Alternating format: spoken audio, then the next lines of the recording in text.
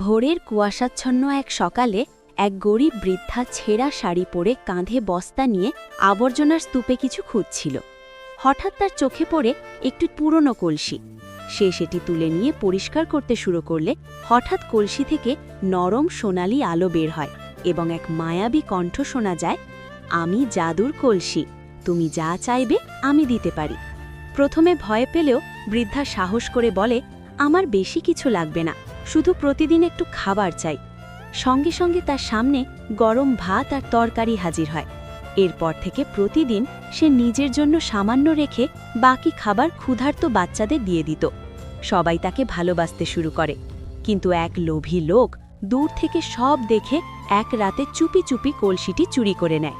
সকালে উঠে কলসি না পেয়ে বৃদ্ধা কাঁদতে থাকে, কারণ এখন সে আর বাচ্চাদের খাওয়াতে পারবে না। অন্যদিকে লোভী লোকটি কলসি দিয়ে সোনার টাকা চাইলে কোনো জাদু কাজ করে না।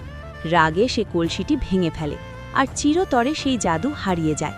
এই গল্প আমাদের শেখায়, সৎ মনেই জাদু থাকে আর লোভ সব সুখ কেড়ে নেয়।